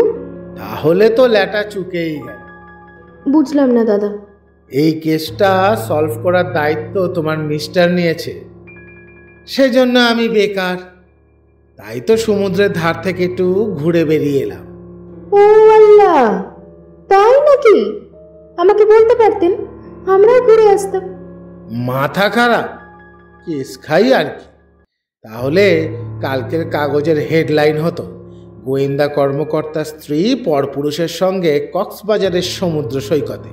কি যে বলেন না দাদা, দাদার সঙ্গে কি বোন বেড়াতে যেতে পারে না? আলবাত পারে। Jokes apart dear sister. এরপর জয়ের উদ্দেশ্যে পাকরাশি বলল, কিরে, তোর তদন্ত কত দূর এগোলো? কেস ক্লোজড, শুধু তফু কষাই ধরা পড়ার অপেক্ষা। কিন্তু তফু যে খুন করেছে তার প্রমাণ কি? ভিকটিম অনেক তফুর 1 লাখ টাকা মেরে দিয়েছিল। তফু কক্সবাজারে এসেছিল অনেককে খুন করার জন্য, এ কথা সে নিজের মুখে স্বীকার করেছে। ওর গতিবিধি প্রথম থেকেই সন্দেহজনক ছিল। গতকাল আমাকে দেখে পালাবার চেষ্টা করেছিল, তারপর রাতে খুন করে সকালে চেক আউট করে চম্পট দিয়েছে। আর কত প্রমাণ চাই? ওকে অ্যারেস্ট করে কয়েক ঘাত দিলেই গড়গড় করে সব বলে দেবে। সুব্রত এতক্ষণ কিচ্ছু বলার সুযোগ পায়নি। জয় থামতে সে বলল, আমার কিন্তু মনে হচ্ছে খুনটা তফু করেনি। যেহেতু আক্তার সাহেব ওকে ওখানে আগেই দেখে ফেলেছিল, তাই অনিকের খুন হওয়ার খবরও কোনোভাবেই জানতে পেরে গেছিল। ও ভয়ে তাই ও ওখান থেকে পালিয়েছে। ওর আশঙ্কা এই খুনের দায় ওর ওপরেই পড়ে যেতে পারে। Very good logic. হ্যাঁ, এটাও তো হতে পারে। জয় এই বক্তব্যে সন্তুষ্ট হতে পারল না। সে বলল, আমি এই বিষয়ে এখন আর কিছু বলবো না। আগে তফু ধরা পড়ুক, তারপর ওর পেট থেকে সব কথা বার করে প্রমাণ করে দেব যে আমিই ঠিক ছিলাম। নুসরাত পাকরাশির মুখের দিকে তাকালো, এটা বোঝার জন্য যে এই বিষয়ে সে কি ভাবছে। পাকরাশি কোনো মন্তব্য করল না, উদাসীনভাবে আত্মস্থ হয়ে বসে রইল। মিনিট 2 ওইভাবে বসে থাকার পর সে বলল, জয়, নুসরাতকে নিয়ে তুই একবার বিলকিসের ঘরে যা। একা রয়েছে, ওকে একটু সান্ত্বনা দেওয়া প্রয়োজন। দাদা ঠিকই বলেছে, আমাদের আগেই যাওয়া উচিত ছিল। জামাই খুন হয়ে গেছে, বেচারা খুব অসহায় বোধ করেছে নিশ্চয়ই। চলো না, একবার দেখা করে আসি তার সঙ্গে। দুপুরে খাওয়া সেরে যথারীতি পাকরাশি সিগারেট ধরিয়ে করিডোরে পায়চারি করছে।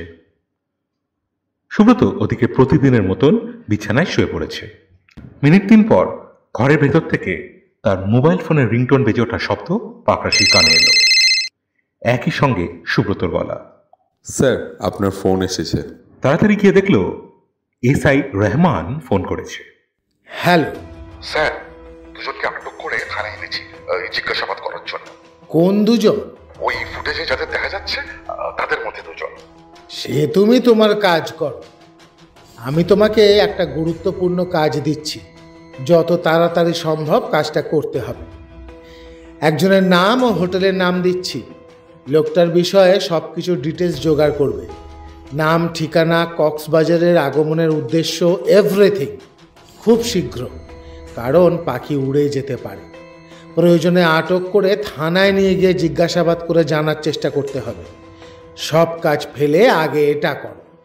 ওকে স্যার, আমি এখনই বেরিয়ে পড়ছি। ফোন রেখে পাকরাশি তথ্য দুটো রহমানকে মেল করে পাঠিয়ে দিল। সুব্রত তখনও ঘুমায়নি। সে জিজ্ঞাসা করল, স্যার, কার নাম পাঠালেন? বলবো, অপেক্ষা করো। কথাটা বলে পাকরাশি একটা সিগারেট ধরালো, কারণ তার মগজে তখন জটিল ইকুয়েশন সমাধান বের করার অঙ্ক কষা চলছে।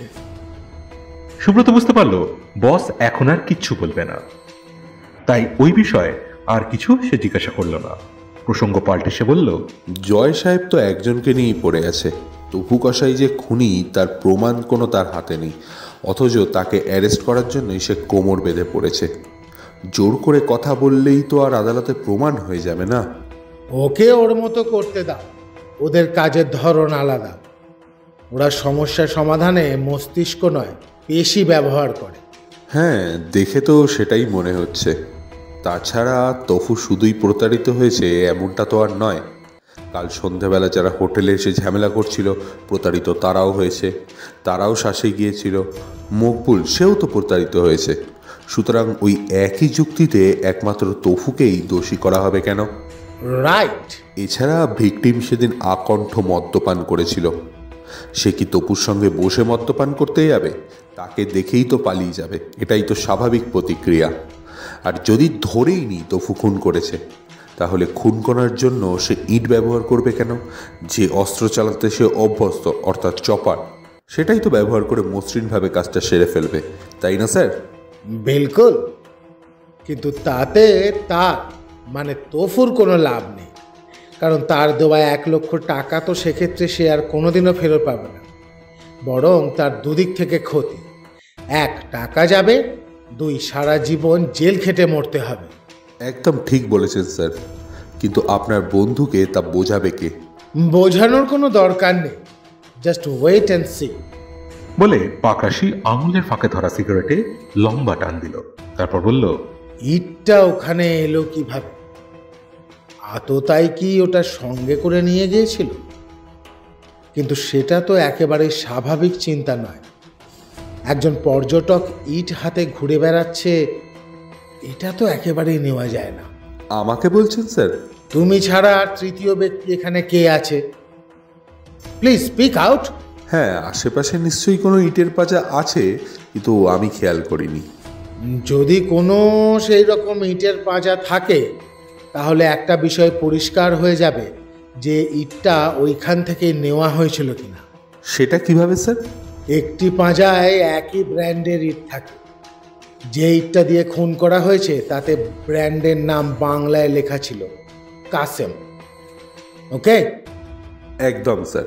চলো সুব্রত, এখনই বেরোতে হবে। বাইরে বেরিয়ে দ্রুত পায়ে দুজনে এগিয়ে চলল ঘটনাস্থলের দিকে। মিনিট 10 হাঁটতেই পৌঁছে গেল তারা। পাকরাশি বলল, এসো সুব্রত, খুঁজে দেখা যাক কোনো ইটের পাঁজা চোখে পড়ে কিনা। চলুন স্যার। দুজন চারপাশ তন্ন তন্ন করে খুঁজতে লাগলো। পাকরাশি বলল, তুমি পূর্ব দিকটা দেখো, আমি পশ্চিম দিকটা দেখছি। সেই মতন সুব্রত পূর্ব দিকে গিয়ে গেল। 50 মিটার যেতেই সে দেখতে পেল একটা জায়গায় কনস্ট্রাকশনের কাজ হচ্ছে। ইট, বালি, পাথর ইত্যাদি নির্মাণ সামগ্রী সাজিয়ে রাখা রয়েছে। ইটের পাঁজা থেকে একটা ইট তুলে নিয়ে সে দেখল ব্র্যান্ডের নাম কাসেম। স্যার, এদিকে আসুন, পেয়ে গেছি। পাকরাশি এসে পৌঁছতে ইটের পাঁজাটা দেখিয়ে সুব্রত বলল, ওই দেখুন স্যার। একটা ইট পাঁজা থেকে তুলে দেখে সুব্রতের বস বলল, এখান থেকে ইট নিয়ে যাওয়া হয়েছিল? ঘটনাস্থল থেকে এই জায়গাটার দূরত্ব কত হবে বলে তোমার মনে হয় সুব্রত? তা স্যার 50 মিটারের কাছাকাছি হবে বলেই মনে হচ্ছে। হেঁটে আসতে এবং ফিরে যেতে কত সময় লাগতে পারে? আমি হেঁটে গিয়ে ফিরে এসে দেখছি স্যার। বেশ, ঘড়িতে সময়টা দেখে নি। স্যার, 2.5 মিনিটের মতো লেগেছে। ওকে, চলো হোটেলের দিকে এগোই। ধীর পায়ে হোটেলের দিকে যেতে যেতে পাকরাশি বলল, বুঝলে সুব্রত, পূর্ব দিক থেকে ইট নিয়ে ঘটনাস্থলে গেল, তারপর খুন করে ইটটা সঙ্গে নিয়ে পশ্চিম দিকে গেল, ঝোপঝাড় দেখে সেখানে ফেলে দিল। তারপর বুঝলাম। এতক্ষণে পুরো বিষয়টা ক্লিয়ার হলো। সুব্রত, এখন কি শুক্লপক্ষ চলছে? হ্যাঁ স্যার, আজ পূর্ণিমা। আচ্ছা স্যার, আমি কি জানতে পারি কি ক্লিয়ার হয়েছে? অবশ্যই জানতে পারো, তবে এখন নয়। আগে রহমানের মেল বা ফোন আসুক, তারপর। কথা বলতে বলতে হোটেলে পৌঁছে গেল দুজনে। ভেতরে ঢুকে তারা দেখল জয় রিসেপশনে ছেলেটার সঙ্গে দাঁড়িয়ে গল্প করছে। তাদের গেট দিয়ে ঢুকতে দেখে এগিয়ে এসে বলল, কোথায় গিয়েছিলি তোরা? কখন থেকে খুঁজছি। বেড়াতে এসেছি, তাই একটু ঘুরে বেরিয়ে এলাম। পরশু তো দেশে ফিরছি। সে কি, কেন? তোদের তো আরো 10 দিনের ভিসা আছে। না, এবার ঘরের ছেলের ঘরে ফেরার সময় হয়েছে। তাহলে কেসের কি হবে? কেসের দায়িত্ব তো তুই নিয়েছিস। তাহলেও নিশ্চয়ই রাগ হয়েছে তোর। কথাগুলো আজ একটু অন্যরকম লাগছে। আমি কি কোনো দোষ করলাম? না না, তুই আবার কি দোষ করবি? বাড়ি ফিরতে হবে না? ঠিক এই সময় পাকরাশির মোবাইল ফোনটা বেজে উঠল। ফলে দুজনের আলোচনা ওখানেই শেষ হলো। ফোন তুলে পাকরাশি দেখল রেহমানের ফোন। পাকরাশি ফোনটা রিসিভ করে বলল, রেহমান, আমি একটু পরে তোমাকে ফোন করছি। Okay sir. বলে রেহমান ফোন রেখে দিল। তাড়াতাড়ি করে লিফটে উঠে তিনজন ওপরে উঠে নিজেদের রুমে চলে গেল। জয় যাওয়ার সময় বলে গেল, কাজ সেরে এই ঘরে আসিস পরি, আড্ডা দেওয়া যাবে। শিওর। ঘরে ঢুকেই পাকরাশি ডায়াল করল। রেহমান তার ফোনের জন্যই অপেক্ষা করছিল। রিং হওয়ার সঙ্গে সঙ্গেই ফোনটা তুলে সে বলল, স্যার, আপনি যে নামটা পাঠিয়েছিলেন তাকে আটক করে সব তথ্য বের করে নিয়েছি। ও এখন আমাদের হেফাজতেই আছে। ওর বাসা ঢাকার গুলিস্তানে। প্রবাসী বাংলাদেশি, থাকে দুবাইয়ে। গুলিস্তানের বাসায় ওর বউ আর মা থাকে। বছরে দুবার দেশে আসে। মাসে মাসে টাকা পাঠায় ওই মা আর বউয়ের জন্য। কয়েকদিন আগে দেশে ফিরেছে। বাসায় ফিরে জানতে পারে বউ বাপের বাড়ি গেছে। প্রতিবার যখন দেশে ফেরে আগে থেকে ফোন দিয়ে বউকে জানিয়ে দেয়, কিন্তু এবার হঠাৎ করে ছুটি পেয়ে যেতে ও জানাতে পারেনি। বউ বাসায় না পেয়ে ও সোজা শ্বশুর বাড়ি চলে যায়। সেখানে গিয়ে দেখে বউ সেখানে যায় নাই। স্বাভাবিক দুশ্চিন্তায় পড়ে যায় সে। আবার গুলিস্তানে ফেরার পাশে উঠে পড়ে।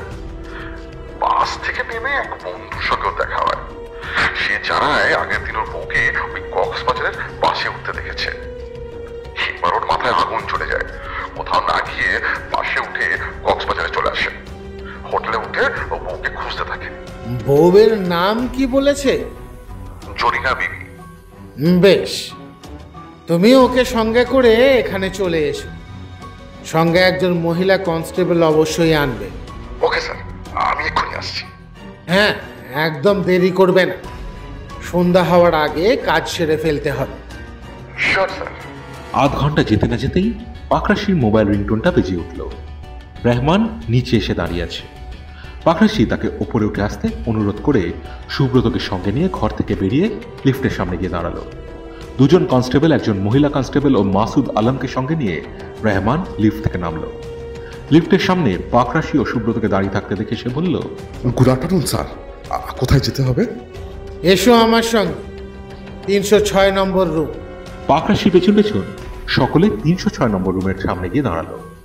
দরজা টোকা দিতে ভেতর থেকে কান্নার শব্দ শোনা গেল। কান্না জড়ানো গলায় ভেতর থেকে বিলকিস বলল, কে? দরজাটা একবার খুলুন, আমি পাকরাশি। খারান, খুলতেছি। মাসুদ আলমকে দরজার সামনে দাঁড় করিয়ে দিয়ে সকলে তার পেছনে চলে গেল। দরজা খুলতেই বিলকিস ওরফে জারিনা ভূত দেখার মতন চমকে উঠল। মাসুদ একটা সপাটে চড় কষিয়ে দিল তার গালে। সঙ্গে সঙ্গে পুলিশ কনস্টেবল দুজন তাকে সরিয়ে নিয়ে গেল। পাকরাশি বলল, রেহমান, এই হলো তোমার আসামি, অ্যারেস্টার। মহিলা কনস্টেবল মেয়েটা তৈরি হয়েই ছিল। হাত করা পরিয়ে টানতে টানতে বিলকিস ওরফে জারিনাকে লিফটের কাছে নিয়ে গেল। পাকরাশি বলল, রহমান, মাসুদ সাহেবকে ছেড়ে দিও, সে নির্দোষ। 306 নম্বর রুম সিল করে দিয়ে আসামিকে নিয়ে সকলে থানায় ফিরে গেল।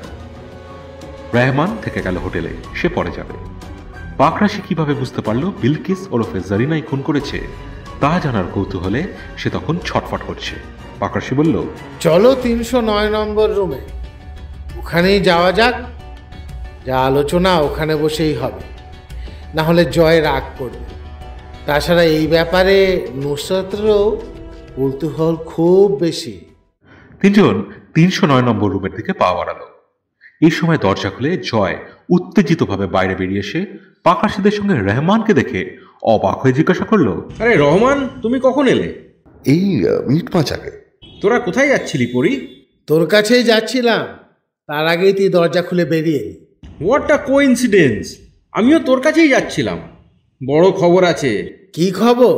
এইমাত্র ঢাকা থেকে ফোন এলো, ওরা তফুকে গ্রেফতার করেছে। কথাটা শুনে পাকরাশি গম্ভীর গলায় বলল, দ্যাটস ফাইন। কিছু কি স্বীকার করেছে ও? পাকরাশির গম্ভীর হয়ে যাওয়া এবং প্রশ্ন করার ধরন দেখে সুব্রত ও রেহমান জয়ের চোখ এড়িয়ে মুচকি হাসল। জয় বলল, আরে সবে অ্যারেস্ট করেছে, জিজ্ঞাসাবাদ করুক, তারপর জানা যাবে। জয়ের কথা শুনে সুব্রত ও রেহমান অনেক কষ্টে হাসি চেপে রাখল।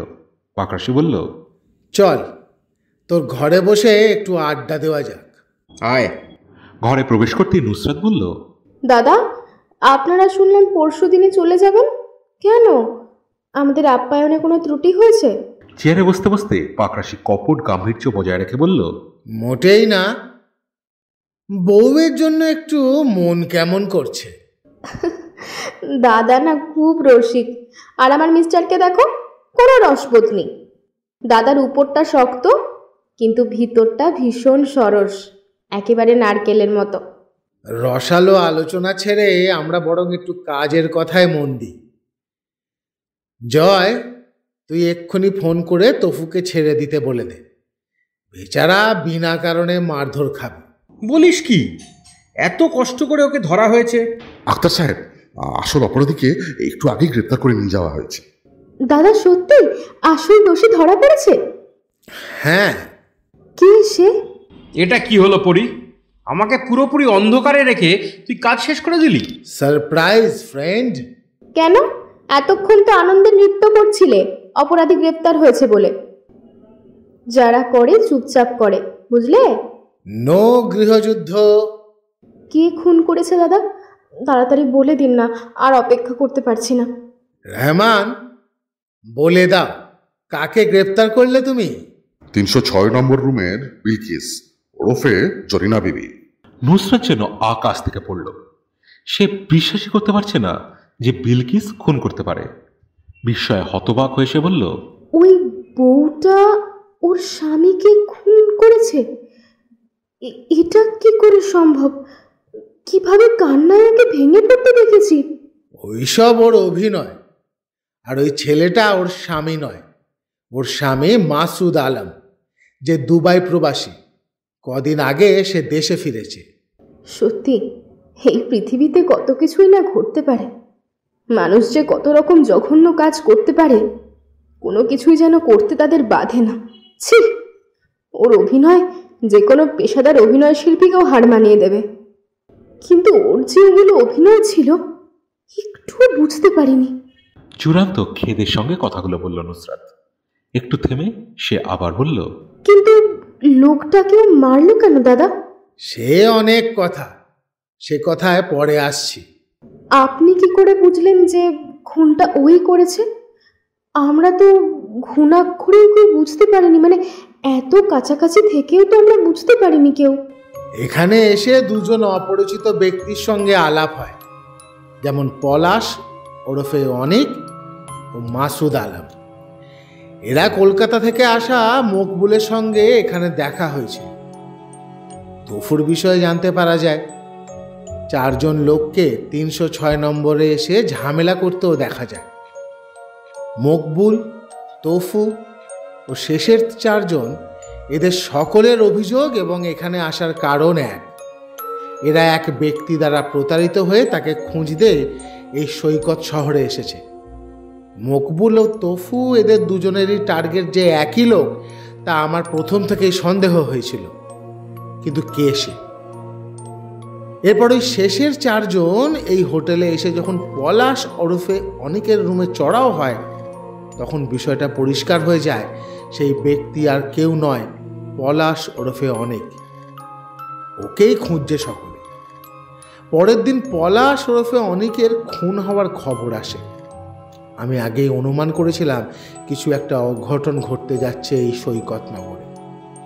সুতরাং আমি খবরটায় কিছুমাত্র অবাক হইনি। রহমান আমাকে অনুরোধ করলো এই খুনের তদন্ত যেন আমি করি। তখন ভাবতে শুরু করলাম খুনটা কে করতে পারে। মকবুল, তফু না ওই 4 জনের কেউ। মাসুদ আলমের কুড়িয়ে পাওয়া পার্সের ভিতর একটা পাসপোর্ট পাই। তা থেকে জানতে পারি দুবাই থেকে এসেই সে এখানে চলে এসেছে। বিষয়টা স্বাভাবিক মনে হয় না আমার কাছে। প্রবাস থেকে বাড়ি ফিরে কদিন মানুষ পরিবারের সঙ্গে কাটাবে, বন্ধু বান্ধব আত্মীয় স্বজনের সঙ্গে দেখা করবে, এটাই তো স্বাভাবিক। তা না করে লোকটা একটা ট্যুরিস্ট স্পটে চলে এলো, তাও আবার একা। কেন? কারণ তো নিশ্চয়ই আছে। সেটা কি? এই খুনের সঙ্গে মাসুদ আলমের কি কোনো যোগ আছে? সেই কি খুনটা করেছে? অনেক প্রশ্ন উঠছে তখন মনে হতে লাগলো, বিলকিস কি পলাশ ওরফে অনিকের স্ত্রী নয়? সে কি তাহলে মাসুদের স্ত্রী? তার খোঁজে কি তাহলে মাসুদ এখানে ছুটে এসছে? স্ত্রী অন্য পুরুষের সঙ্গে হোটেলে রাত্রি যাপন করছে, সেই রাগে কি মাসুদ পলাশ ওরফে অনিককে হত্যা করেছে? এতগুলো সম্ভাবনা যখন মাথায় ঘুরছে, তখন কেবলমাত্র একটা জিনিস এই সব সম্ভাবনাকে নস্যাৎ করে প্রকৃত খুনিকে চিনিয়ে দিল। কি সেটা? লাশের পকেট থেকে কোনো টাকা বা মূল্যবান কিছু, এমনকি মোবাইল ফোনটাও পাওয়া গেল না। নিশ্চয়ই খুনি সেগুলোকে নিয়ে গেছে, কিন্তু কিছুটা দূরে মোবাইল ফোনটা দুটুকরো অবস্থায় চুরমার হয়ে পড়ে থাকতে দেখা গেল। মোবাইল ফোনটা যদিও যথেষ্ট দামি ছিল। খুব আশ্চর্য লাগলো বিষয়টা। সব নিয়ে গেল, কিন্তু দামি মোবাইলটা না নিয়ে গিয়ে ওভাবে ভেঙে চুরে ফেলে রেখে গেল কেন? চকিতে মাথার মধ্যে ঝিলিক দিয়ে উঠল একটা প্রশ্ন। তবে কি আততায়ী যত রাগ তা ওই মোবাইলটার উপরে? ওই মোবাইলটা ধ্বংস করার জন্যই কি সে খুন করেছে? সমাধান তখনই দেখতে পেয়ে গেলাম। খুনের মোটিভ এবং অ্যাঙ্গেল সেই সঙ্গে পুরোপুরি পাল্টে গেল। এর সঙ্গে মাসুদ আলমের যোগসূত্র কি সেটাও বুঝতে পারলাম। পরিষ্কার হলো কেন সে দুবাই থেকে দেশে ফিরে কক্সবাজার চলে এসেছে। একে একে বুঝতে পারলাম, বিলকিস ওরফে জারিনা ভিকটিমের স্ত্রী নয়, সে মাসুদের স্ত্রী। ভিকটিম নিশ্চয়ই তাকে ব্ল্যাকমেল করছিল, ভয় দেখিয়ে তাকে বাধ্য করছিল তার সঙ্গে সহবাস করতে। সেই রাগে সে সুযোগ খুঁজছিল তাকে খতম করে দেবার। সেই জন্যই ওই রাতে একসঙ্গে মদ্যপান করবে বলে অনেককে ভুলিয়ে ভালিয়ে বিচে নিয়ে আসে জারিনা, যেখানে দুজনে মদ্যপান করতে শুরু করে। অতিরিক্ত মদ্যপান করে অনেক বেহুশ হয়ে যায়, কিন্তু জারিনার কিছুই হয় না, কারণ সে মোটেও মদ্যপান করছিল না, মদ্যপানের অভিনয় করছিল মাত্র। নিজের জন্য গ্লাসে ঢেলে লুকিয়ে সেগুলো বালিতে ফেলে দিচ্ছিল অনেকের অজান্তে। ঘটনাস্থলে বালি শুকিয়ে আমি বুঝতে পারি সেটা। অনেক বেহুশ হয়ে বালিতে শুয়ে পড়লে জারিনা ইটের পাঁজা থেকে ইট এনে মনে জমে থাকা রাগ শক্তিতে পরিণত করে প্রচণ্ড জোরে আঘাত করে অনেকের মাথায়। মাথা ফেটে ঘিলু বেরিয়ে আসে। উপর্যুপরি বেশ কয়েকবার আঘাতে করে মৃত্যু নিশ্চিত করে। তারপর পকেট থেকে টাকা কড়ি যা ছিল সব বার করে নেয়। মোবাইলটা ভেঙে চুরমার করে। তারপর ইটটা তুলে নিয়ে হোটেলের দিকে এগোতে থাকে। একটা ঝোপ দেখতে পেয়ে সেখানে ইটটা ফেলে দেয়। তারপর হোটেলে গিয়ে শুয়ে পড়ে। কি বিভৎস বাবা, পৈশাচিক একেবারে। ঘটনার অভিজ্ঞতাতে কয়েক সেকেন্ডের মতন সে বাকরুদ্ধ হয়ে রইল। তারপর সে বলল, আচ্ছা দাদা, মোবাইলে এমন কি ছিল যা দিয়ে অনেক ব্ল্যাকমেল করছিল? কি ছিল তা ফরেন্সিক পরীক্ষা এবং জিজ্ঞাসাবাদের পরই জানা যাবে। তবে আমি যা অনুমান করেছি সেটা বলতে পারি। সেটাই বলুন না দাদা, আমি নিশ্চিত আপনি যা অনুমান করেছেন সেটাই ফরেন্সিক পরীক্ষায় প্রমাণিত হবে। স্বামী প্রবাসে থাকে, বছরে দুবার বাড়িতে আসে। জারিনা উদ্ভিন্ন যৌবন্যা যুবতী, সারা শরীরে তার উচ্ছল যৌবন। শরীরের চাহিদা থাকে অত্যন্ত স্বাভাবিক, কিন্তু স্বামীর সান্নিধ্য সে পায় না। সুযোগ সন্ধানে অনেক সেই সুযোগ গ্রহণ করে। জারিনা কোনো দুর্বল মুহূর্তে এসে তার সঙ্গে শারীরিক সম্পর্ক করে। অনেক চতুর ও শয়তান, সে ওই ঘটনাটা তার মোবাইলে ভিডিও করে রাখে। তারপর থেকে সেই ভিডিও দেখিয়ে জারিনাকে ব্ল্যাকমেল করতে থাকে। বারবার তার ইচ্ছার বিরুদ্ধে ভয় দেখিয়ে তাকে ব্যবহার করতে থাকে। জারিনা হাঁপিয়ে ওঠে। সে অনেকের হাত থেকে মুক্তি পাওয়ার জন্য ছটফট করতে থাকে। এখানে আসতে এইবারও যখন তাকে বাধ্য করা হয়, তখন সে সিদ্ধান্ত নিয়ে ফেলে যে আর নয়, এইবারই শেষ। যেভাবেই হোক কক্সবাজারে গিয়ে অনেককে শেষ করে দিতে হবে। সেই পরিকল্পনা তৈরি করে ফেলে। পরিকল্পনা মতো ঘটনার দিন সে অনেকের সঙ্গে প্রেমের অভিনয় করে। বলে ওই দিন তারা মদ্যপান করতে খুব ইচ্ছা হচ্ছে, সে বিচে গিয়ে অনেকের সঙ্গে মদ খাবে। জারিনার পরিকল্পনা অনেক ধরতে পারে না, সে খুব খুশি হয় তাতে। তারপর ওরা নির্জন জায়গায় অনেককে নিয়ে গিয়ে জারিনা তার পরিকল্পনা সফলভাবে রূপায়িত করে। কিন্তু জারিনার জন্য আমার দুঃখ হচ্ছে, মেয়েটা পরিস্থিতির শিকার হয়ে ভুল করে বসল। এভাবে সে যদি নিজের হাতে অনেককে শাস্তি না দিয়ে পুলিশের কাছে গিয়ে সব ঘটনা খুলে বলতো, তাহলে এই পরিণতি তার হতো না। But crime never page. ঘরে উপস্থিত সকলের মন সারিনার জন্য বিষণ্ণ হয়ে উঠল।